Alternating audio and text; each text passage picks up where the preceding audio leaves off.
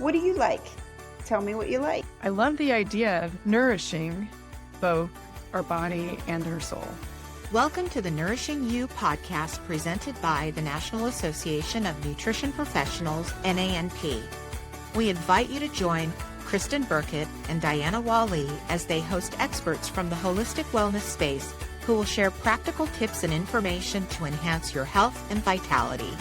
Kristen and Diana are master nutrition therapists and board certified in holistic nutrition with private practices that support their clients as they strive to reach their full potential.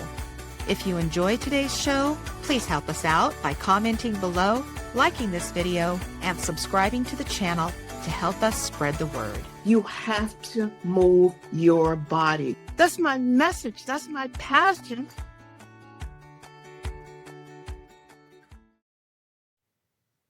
This episode of the Nourishing You podcast is brought to you by Holistic Consulting. Hi, everyone. Welcome to this episode of the Nourishing You podcast.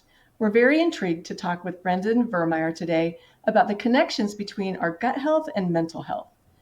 Brendan is a mental and metabolic health researcher, functional medicine educator and practitioner, writer, speaker, and is board certified as a holistic health practitioner. He's also a master nutrition coach, master personal trainer, USAW sports performance coach, and CrossFit trainer. He's the proud owner and founder of the Metabolic Solutions Institute for Functional Health and Fitness Practitioners and the creator of the Functional Mental Health Practitioners Certificate course. He's also the founder of the Metabolic Solutions Research and Education Foundation, a not-for-profit foundation dedicated to changing the way the world views mental health through advancing the science of mental health dysfunction. He's also the creator of the Mental M.A.P, a cutting-edge lab panel for mental health, and the NeuroCeuticals supplement line. He's also the host of Holistic Savage podcast. Love that name. When he's not educating doctors, practitioners, professionals, helping clients overcome their most severe health struggles, or producing cutting-edge scientific education, Brendan enjoys all things fitness and is probably working out. He also enjoys anything in nature and any activities that expand his heart, mind, and soul. Welcome, Brendan. Diana and I were so fortunate to hear you speak at the NANP conference in 2024, and we're just really proud to introduce you to our audience, and we know this conversation is going to be so impactful. Absolutely. It was really an honor and a pleasure to have the opportunity to speak at HealCon last year. I was kind of bummed that I had to miss it this year, so I'm very excited to have the opportunity to speak with you both on the show. We can't wait, Brendan. We were just talking off camera before we started rolling about it being our favorite talk. So we're so excited that we get a take two.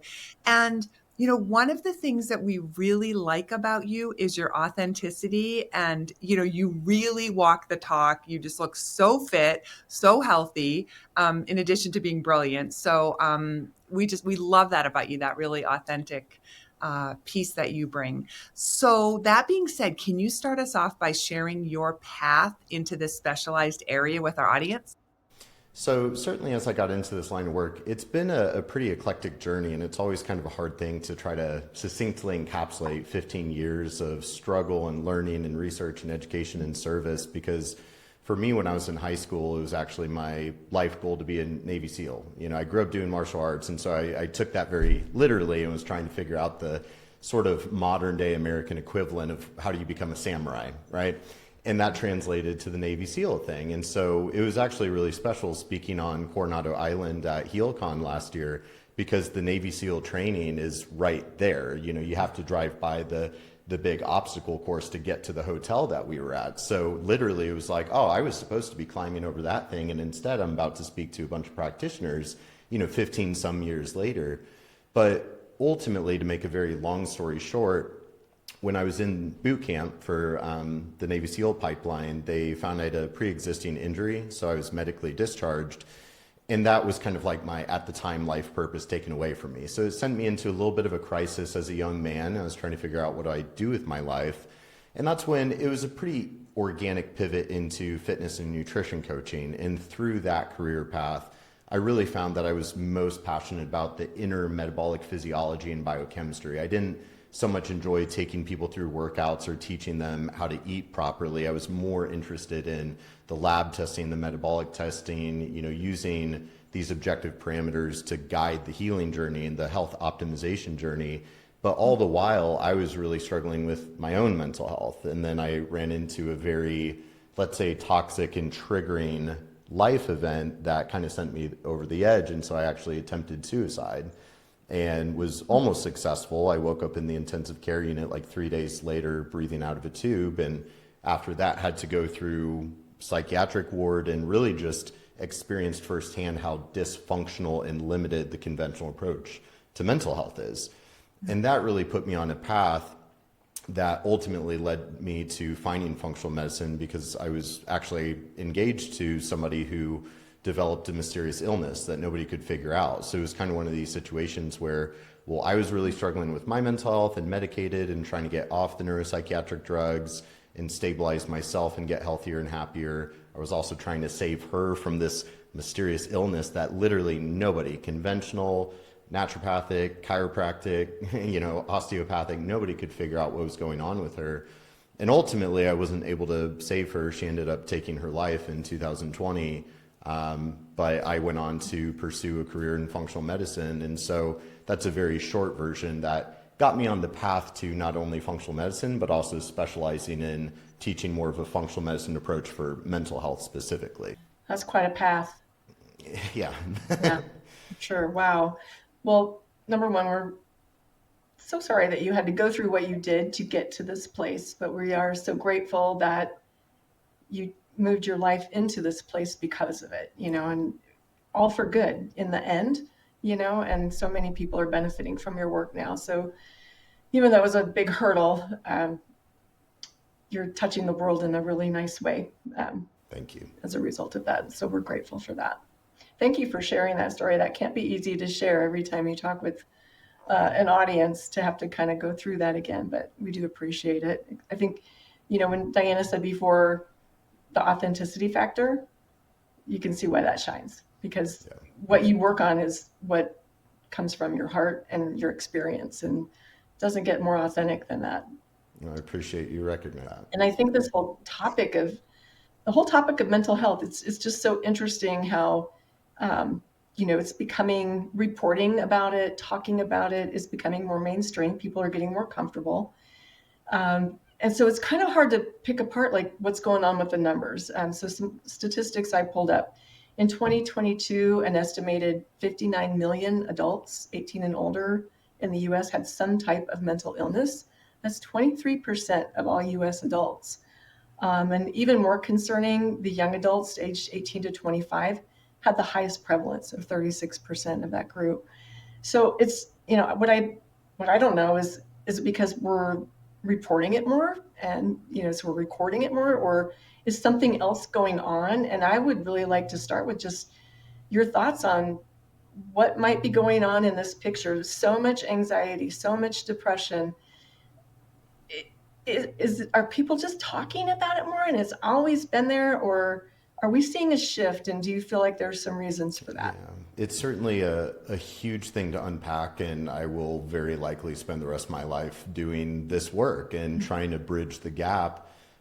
Because when you look at the vast amount of published research out there, there's so many different fields of study. But when you look at all the fields and kind of the interconnectedness, it starts to take shape and it starts to make a little bit more sense of what's going on. Mm-hmm. Do I think that because of increased public awareness and even, mental health has become trendy in a way? Thank you, Simone Biles, right?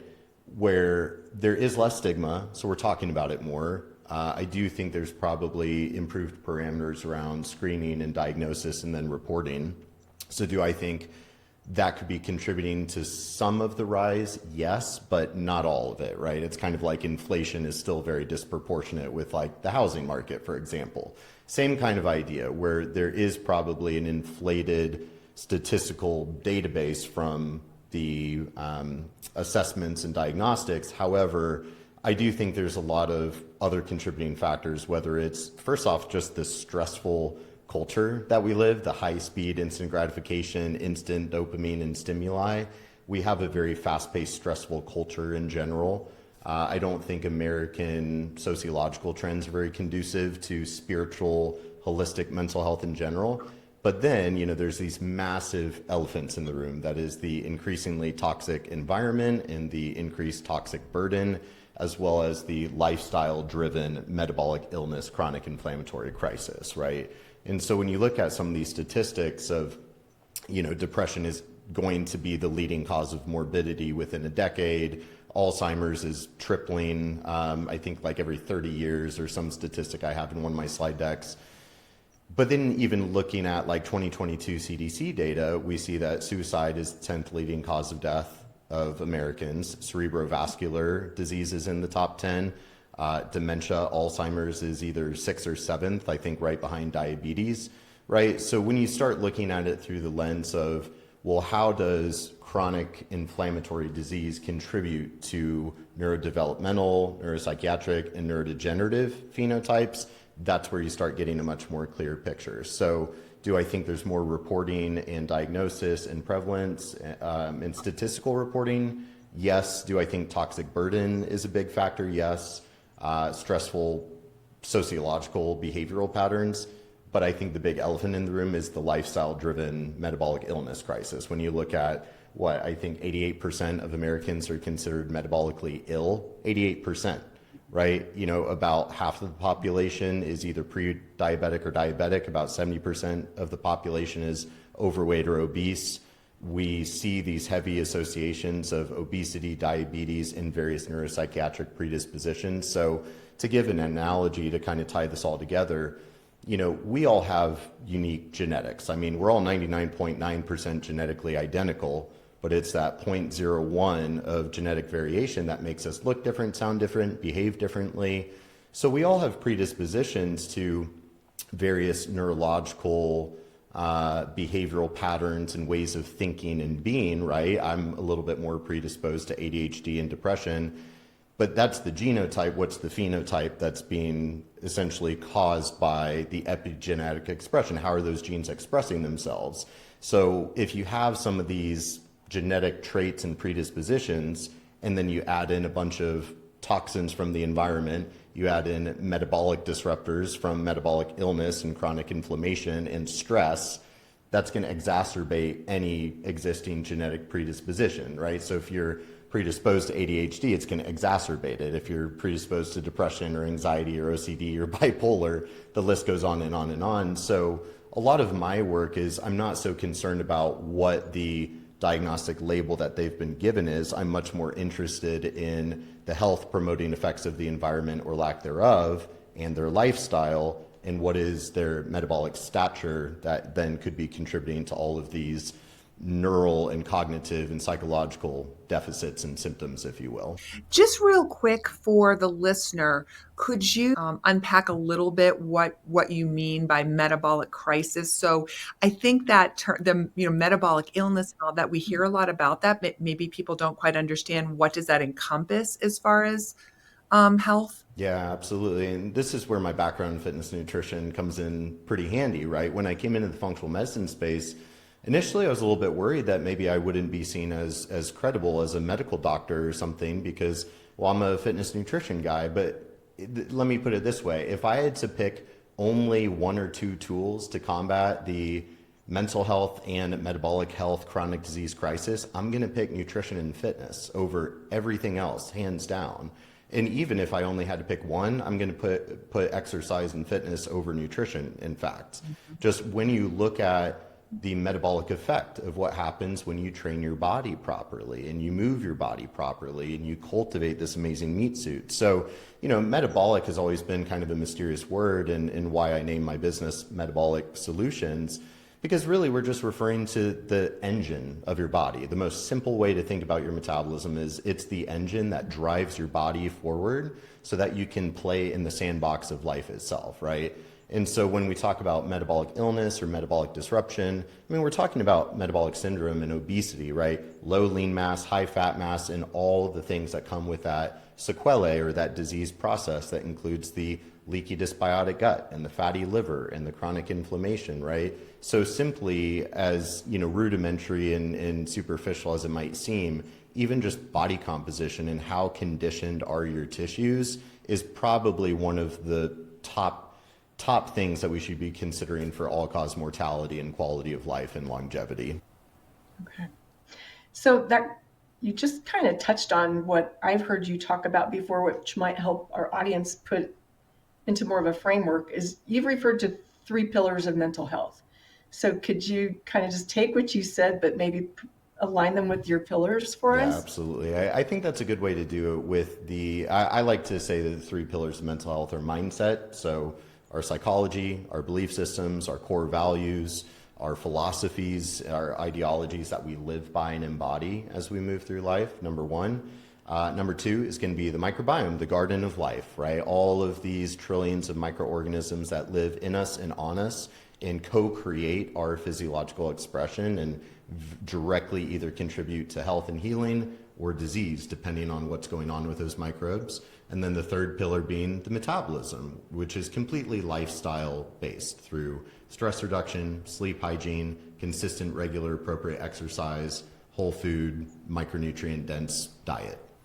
Yeah, that's fascinating.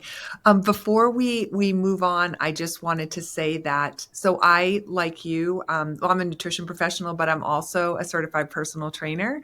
And I will I work, right now I'm really focusing on nutrition just because it's hard to do both, as you know, and my nutrition practice is quite busy right now.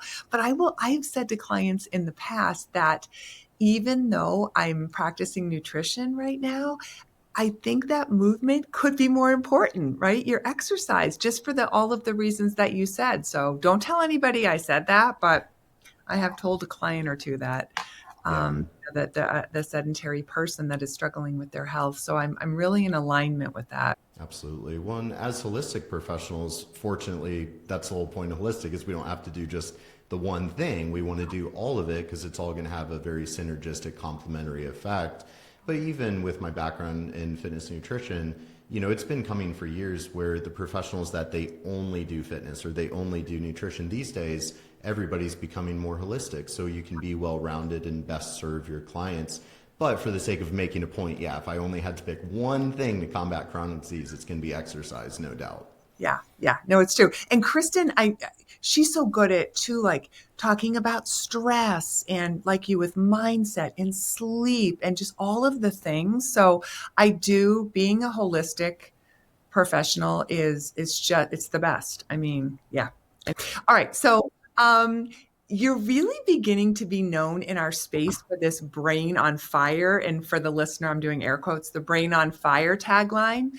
And it can sound a little scary, a little intimidating. So can you break it down for us and explain what you mean by it and what mental health symptoms or issues might be related to that? Absolutely. So big subject, but I want to make this very accessible for the audience because I think that brain on fire verbiage, that resonates with people, right? I think there's a lot of people out there that can kind of resonate with that of, yeah, I feel like my brain is on fire, I feel kind of stressed out or maybe like wired and tired, kind of manic, but kind of depressed and apathetic at the same time. How does that work, right? So I think a lot of people can resonate with the verbiage, but then as far as, well, what's really going on within their body and in their brain, more on a physiological or biochemical level. And we don't need to get into all the, deep, dense science, but if you think of it as, I would say that neuroendocrine dysregulation, aka hormone imbalances, all of our hormone signaling messengers, whether we're talking about your neurotransmitters like dopamine and serotonin, or we might be talking about, cortisol or progesterone or estrogen, testosterone. All of our hormones play a tremendous role in influencing our cognitive function and mental health. And I would actually go as far as saying, I believe that probably more Americans are having mental health symptoms because of hormone imbalances rather than neuroinflammation or brain on fire. However, when we're looking at the chronic inflammation crisis, so we're talking chronic disease, chronic lifestyle-induced illness, the cardiovascular disease, the type 2 diabetes, the obesity in particular, we know that this is a chronic inflammatory problem that low-grade simmering inflammation that's kind of brewing under the surface for years, right? You look at basic inflammatory biomarkers in the blood, and they're not super high, but they're notably elevated, and they persist notably elevated for not just years, but decades. And then we wonder why people are degenerating, whether it's cardiovascular disease or then manifests as dementia down the road. So it's interesting how really nobody argues that the chronic disease crisis is a chronic inflammation crisis. And all I'm doing is expanding that conversation a little bit further into, well, how does that chronic inflammation in the body affect the brain? And there's a direct correlation there with, as inflammation is developing in the body, it spreads. It'll start spreading up into the central nervous system. And so now we call it neuroinflammation, aka your neurological tissues are starting to become inflamed in conjunction with the rest of your body. Now, what's really cool about like lab testing and biomarker science is these days we have all these fancy biomarkers so we can see, was the inflammation just in the gut? Is it just systemic? Is it starting to actually breach the brain and start driving neuroinflammation? Now, why I got really hot on this is I would argue it's impossible to say that you're up to date with mental health research without acknowledging this massive elephant in the room that is neuroinflammation or brain on fire. It's not always the only thing going on, but in my opinion, if it is elevated, and again, we don't have to guess, we can test with established clinically studied biomarkers. But if somebody does have this sort of brain on fire neuroinflammation, I think putting out that fire is hands down step one, right? We can deal with detox and hormone imbalances and some of these other things later. But if there is elevated inflammation in the body and the brain, that becomes public enemy number one. It directly drives the degeneration of the brain. We can really say that neurodegeneration, whether it's Alzheimer's, Parkinson's, so on and so forth, they're chronic neuroinflammatory conditions that also usually have an autoimmune component. So I can't say enough about we need to be paying more attention to this, how inflammation is affecting the brain and mental health. So how does inflammation start in order to cross the blood-brain barrier and cause the neuroinflammation? And what do we do to have an impact on that? Yeah, I mean, it becomes a multi-systemic issue, right? You know, inflammation is easily thinking of it as that fire that it is going to spread if the environment is conducive to that, right? It's just like a fire out in California during the summers where everything's dry, all this tinder, and so all it takes is a spark.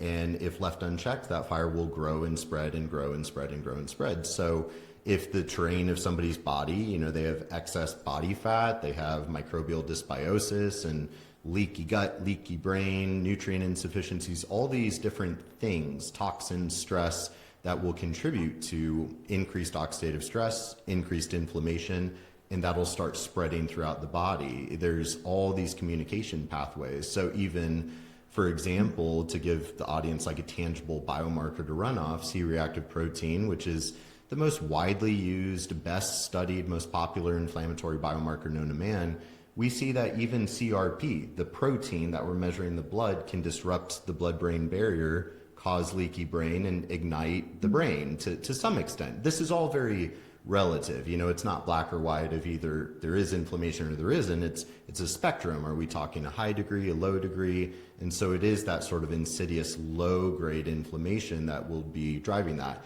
The question is, what are all the hidden stressors and root cause factors contributing to the fire that are dumping gas on it, right? Excess body fat, it's dumping gas on it. Toxic burden is dumping gas on it.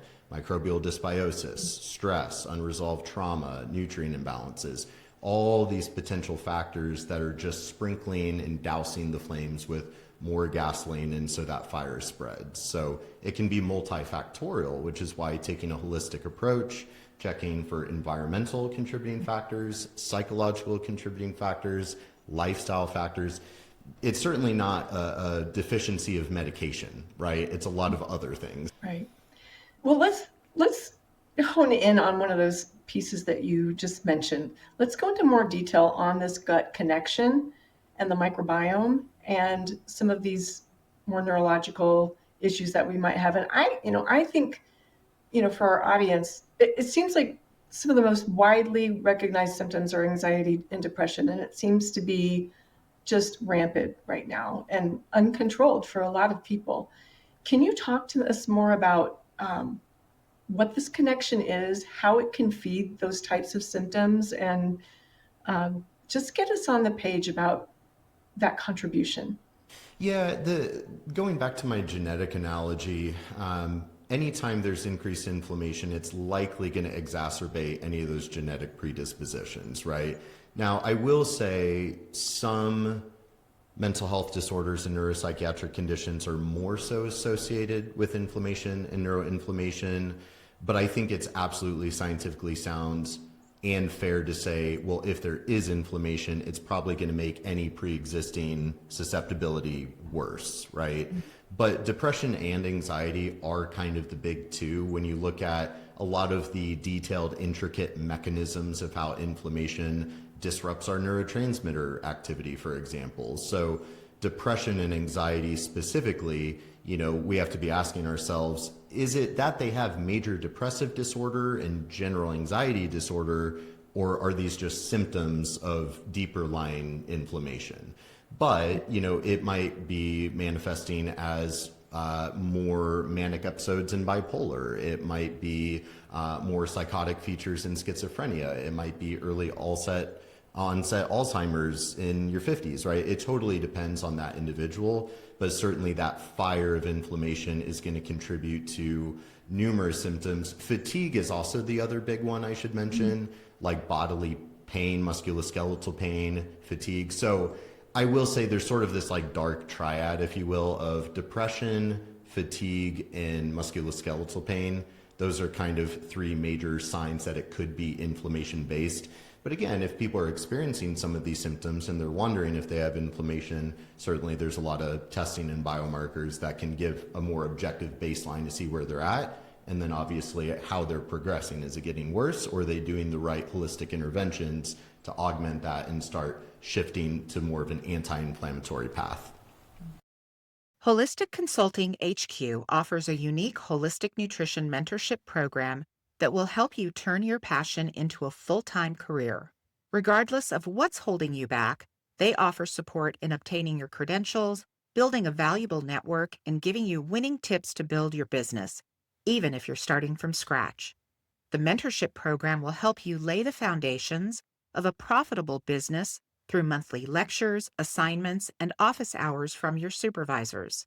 Obtain continued education in functional and integrative nutrition, gain experience working with clients, become proficient as a nutrition educator and content developer, and collaborate with other nutrition professionals.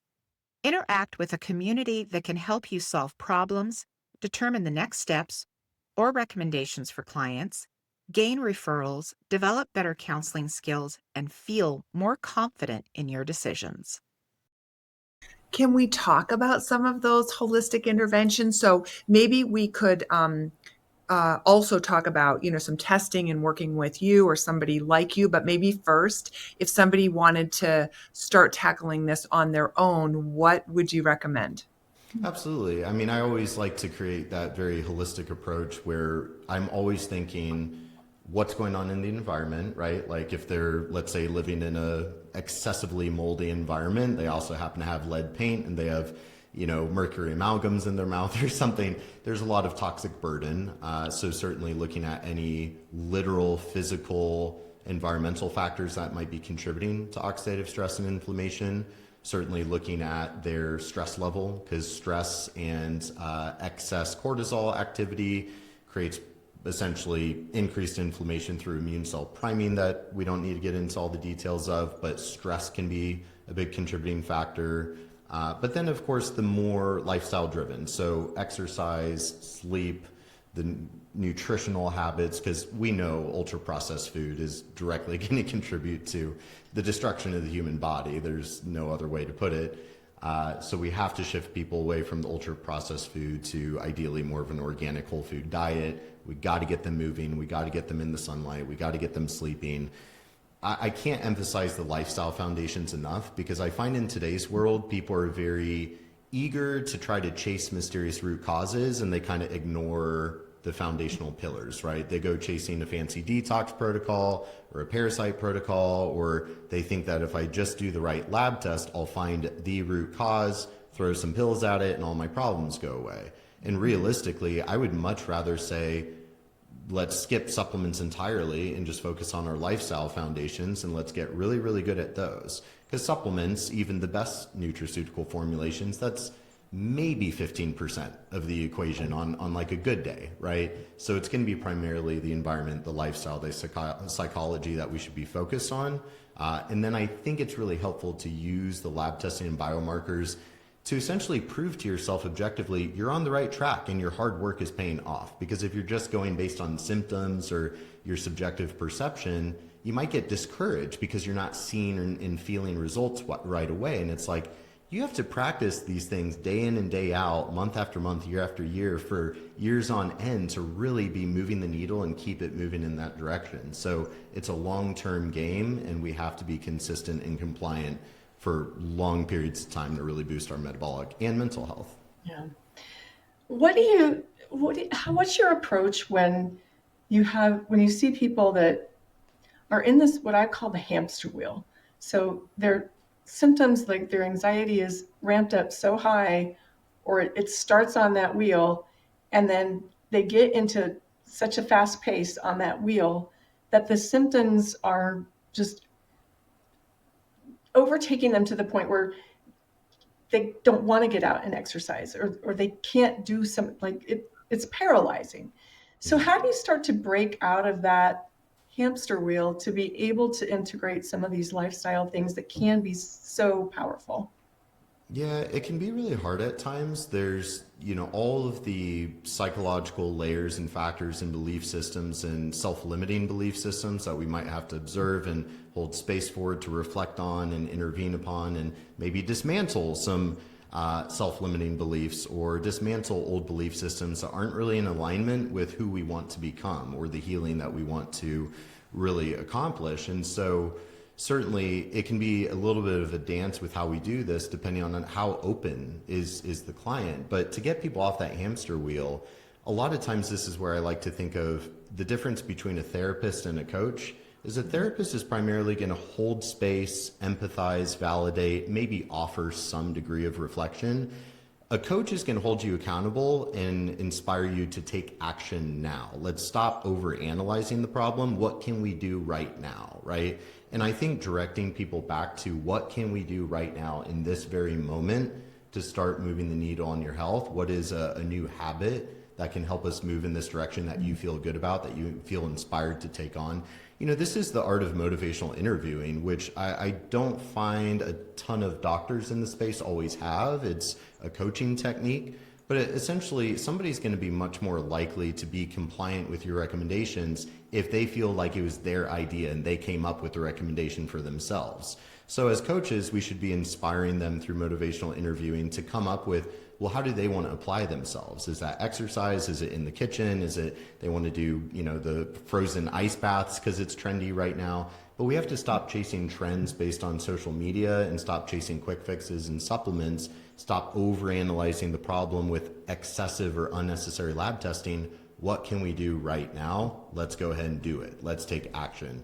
And also, I think it's helpful to be kind of scientific. Don't just flippantly, right, try something out. No, set a structure, set a program, follow through. This is why there's so many practitioners and coaches that want to work with people.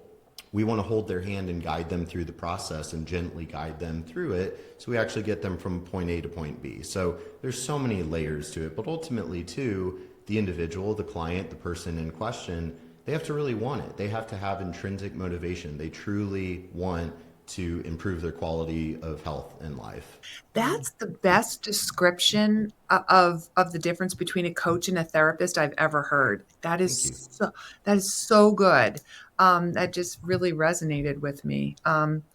Okay, so I have two just sort of quick questions, really practical questions.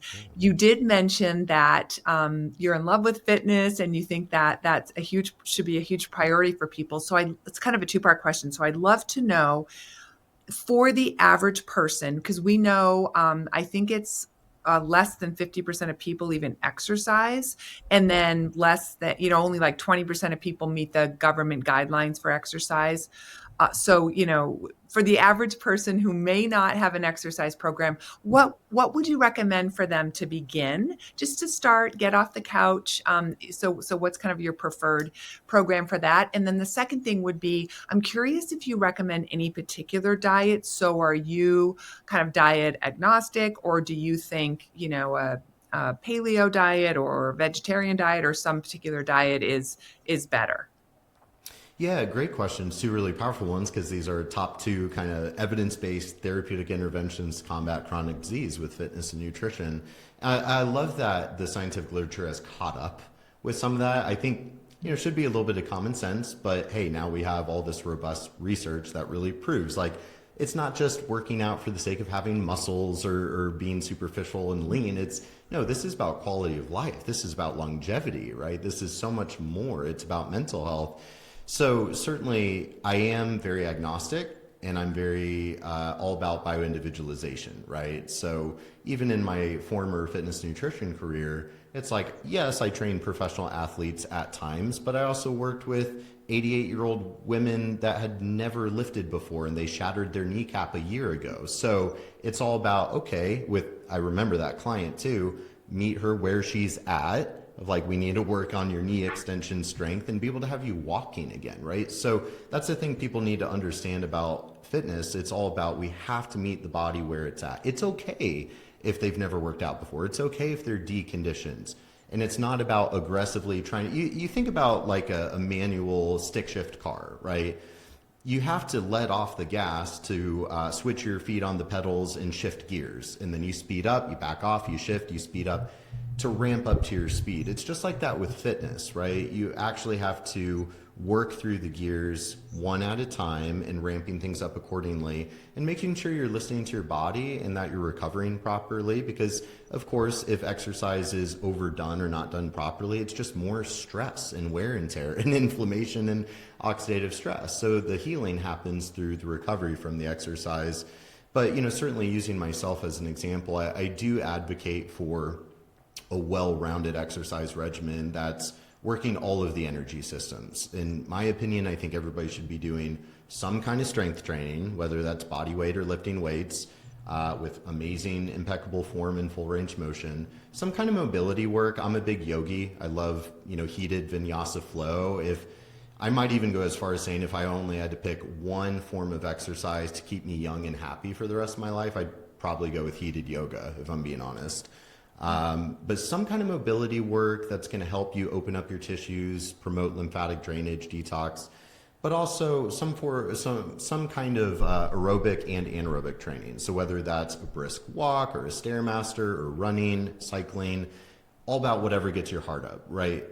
We have to work all these energy systems, work all the tissues, right? We have different types of muscle fibers, so we want to use all of them. If you don't use it, you lose it. And it's all about specific adaptation to impose demand. So whatever load we're putting on the body, we have to keep it, time under tension to cause physiological stress, but not too much that it's going to hurt them. And then making sure that we're optimizing recovery. So again, a good, well-rounded approach to fitness. And then same idea with nutrition. I don't subscribe to any one diet. I will say, if I had to sort of pick like one diet for the sake of simplicity for the audience, I'd probably just say paleo, right? I mean, it's kind of hard to like mess paleo up and it's still dramatic improvement. Or, Whole30, like talk about a good brand name and good trademark with that. But it's a simple food system that helps people more easily shift from the standard American ultra processed food diet to something that's better. And then you can always tweak it and fine tune from there. So can we tie that back to why that type of a nutrition philosophy supports the gut and the microbiome and that gut health for better mental health? Yeah, that's a great segue question, because it kind of ties it all together, because you can't talk about the microbiota without really the main thing that has really been proven through microbiome research all around the world is that more diversity of microbes within the microbiota is associated with better health. Do we have all the cool, intricate mechanisms figured out? Not even close. But at a very high level, we do know that more diversity, as in a larger variety of species of microbes that live in us, it contributes to better health outcomes in us. And so then the question is, well, how do we promote a diverse garden of life within us? Well, honestly, the best way is a diverse diet, a diversity of plant foods and fibers and polyphenols. The microbiota doesn't really feed off protein and animal flesh so much. It's really primarily the plant foods and the fibers, so we can make the short chain fatty acids. So, when we think about, and this is part of why I'm not a big fan of like carnivore or vegan, they're both so extreme, right? It does dramatically limit the diversity. And even research shows that vegans and vegetarians tend to have more fungal overgrowth in their gastrointestinal tract, which isn't usually a great thing. So we want diversity of nutrient to promote a diversity of microbes that contribute to overall better health. Plus, we're going to get a much more diverse micronutrient profile and phytonutrient profile and so much more. So, we often like to say, eat the rainbow, right? Tuber foods, root foods, eat the rainbow, but a good diversity while trying to, decrease toxin exposure as well. Yeah. All right. So this is one of our favorite questions. So we'd love to know how you incorporate all of the things that you teach into your own life. So it's sort of like a day in the life of Brendan. And I will say that I'm going to guess exercise is a big piece for you. And for the listener, when Kristen and I met Brendan in person, he is very fit, as we said, very muscular. And Kristen and I, we do work out. We hit the weights, but we felt very, I don't know, we didn't feel so like muscular when we were sitting next to Brendan. Just saying. So anyway, give us a day in the life and how you incorporate the things you teach into your life. Yeah, absolutely. Well, I think you're both very fit. Thank you. I was speaking to an audience just a couple weeks ago, actually. And, I told a story on stage because I remember, I won't say the name of the organization just to be respectful, but it was primarily psychiatrists in the audience. And I was giving a CME lecture on kind of what we're talking about, right? And, certainly these are psychiatrists trying to become more integrative and functional. And a lot of my presentation was about the gut-brain axis and metabolic health to drive better psychiatric outcomes with their patients. And I remember I asked the audience, I'm like, how many of us are exercising regularly? And there were, probably 300-400 psychiatrists in the audience, and it was like deer in the headlights. They didn't know what to do. They were frozen. And it's like, these are our frontline mental health professionals. And, of course, this is, N of 400. I'm not saying it's representative of like the entire field of psychiatry, but these are the 400 psychiatrists trying to become more functional. And yet, are they practicing, I guess, what I'm preaching? They don't preach it, they don't practice it, which is the fitness and the exercise and the sunlight, right? So I think they received my message well, but that's the thing is, I'm so biased because of my background. I was attracted to fitness and nutrition early in life because I saw that, hey, in a world where we don't really have control of that much in our lives, but we do have control over what we put in our body. We do have control of how we move and how we train and how we condition our body. And now the research is just proving, actually, those are the two best things that you can do if you want to live a long, happy life, period. There's no pharmaceutical or nutraceutical that even comes close. So my whole lifestyle, if I actually did like a day in the life video and you saw, my day-to-day, week-to-week, it's very routine. It's very regimented. I exercise at least 5, if not 6 or 7 days a week. I try to go from, honestly, I got to give a special shout out to my nature walks. Those are medicine. Just walking in the woods. It's nothing crazy. I walk for about an hour, get some sunlight, get some fresh air. But in between the way that I eat and my impeccable nutrition, the exercise, my spiritual routine, it's all a very holistic embodiment, right? With that heavy emphasis on the nutrition and fitness. And what I really love about metabolic health, it's earned. You can't take it in a capsule or a shot or something. Yeah. It's earned. You have to earn it through your day-to-day discipline, lifestyle habits, so on and so forth. So just a little insight into a day in the life. So there's no pill I can take to look like you? Unfortunately not. You touched on two things and I don't know, I just want to really highlight these. First, the earning it. I think so much our society anymore doesn't want to take responsibility for their personal health. We're always it's easy to be a victim. It's easy to say it's my genetics. It's easy to say I don't have time. But truly, if we want good health and we want to be vital as we age, and have that good longevity, not just a long health lifespan, but we want a health span, we have to earn it. It's as much as a paycheck. We've got to earn it for our own bodies. And I think we have to take that responsibility back. So thank you for highlighting that. And then the second thing that goes along with it is, you mentioned the importance of the exercise, which I don't think there's anybody that would disagree that it's important. But the argument I hear most often is I don't have time and I don't know how to fit it in. But it goes back to priorities and deciding, what your priorities are for your life now and in the years ahead, and earning what you want and making that a part of that priority system. Not that our society makes that easy. Work schedules and different things, responsibilities can really detract from our ability to always feel like we can make that priority where it needs to be. And, then we talk about, well, you got to prioritize sleep. Well, but you want me to wake up early and exercise. And so, there's a lot of things that fight, to get to the top of the list. So, it's a challenge. And I don't want anyone in the audience to take away that we're saying, well, this is all easy because you can just do all these things and it happens. It is, I have to say for myself, it is definitely a challenge every day to make sure I can fit everything in the way I want to prioritize it. But you don't stop, right? You don't quit. You keep working at it, and it's progress, not perfection. And as long as you're on that progress path, you're making your way. So anyway, thanks for bringing those things to the forefront. Been a really great show. I think everything you've said is going to resonate with so many people out there because mental health is being recognized more openly, but we're also seeing the issues skyrocketing and people are searching for answers. So I hope this brings some light to that topic for our listeners today, or those issues touch in their lives. So thank you.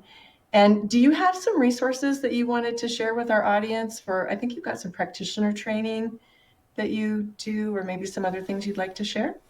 Yeah, absolutely. Well, certainly I want to touch on, I think your words of encouragement to the audience are really valuable. Mm-hmm. And realistically, I'm just listening to my microbiome and intuition. I have a feeling that your audience is probably the type that is not marinating in victim mentality, and they are taking action, which is why they're listening to this podcast. So sadly, I think a lot of the people that need to hear what you just said are not the ones tuning in, right? Mm-hmm. There's a lot of people that we need to reach, which is why I love the ripple effect of the holistic community. Just by having these conversations, we're sharing ideas that embed themselves in the neural networks across America, and it slowly takes seed and it inspires action, right? So I feel really hopeful. I definitely in previous years, there were some years that felt kind of hopeless, but I'm seeing the shift. I'm seeing the open dialogue about chronic disease and mental health and everything in between. So we're being a part of that change, and it's really an honor to have the opportunity to be on the show. But yeah, we have honestly so many resources for everybody. Certainly with your audience, we've got a few things. I'll make sure to provide my free neuroinflammation guide. So it's a free, 10-page resource on what you need to know about brain on fire and how to combat that sort of brain on fire. And then for your practitioners, I actually have a workshop that I'd love to gift them. It's like an 8-hour workshop, pretty deep dive into some of my work, but love to just give it to the practitioners listening. So I'll make sure I supply that as well. It's very generous of you. Thank you. Of course. Yeah, you should all watch that if you haven't had the opportunity to watch Brendan, your presentation. It's incredible. So I hope everybody takes advantage. Thank you for that. And thank you so much for joining us. We know how busy you are. We appreciate your time so much. This was incredible. Really appreciate it. Well, thank you so much. It was a really fun conversation for me as well. Yeah. And thanks to the audience. We always appreciate you guys tuning in. And until next time, be well. For more information about holistic consulting, go to www.holisticconsultinghq.com.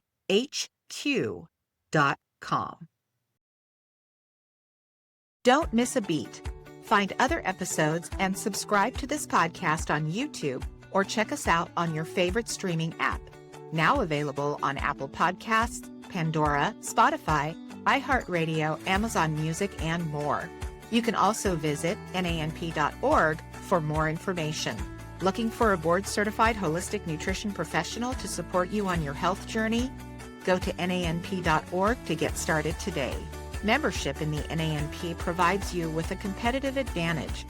Whether you're a current practitioner or a student, we want you to become an active, informed leader of the holistic nutrition community and join our association today. When you're ready to go a step further, you can boost your credibility by becoming board certified in holistic nutrition. Visit nanp.org today to apply. The information on the NANP podcast is for educational purposes only and should not be considered medical or legal advice. The NANP is not liable or responsible for any harm, damage, or illness arising from the use of the information contained herein. By listening to the information on this podcast, you agree to defend, indemnify, and hold harmless the NANP and all agents. Copyright NANP, all rights reserved. Until next time, stay nourished.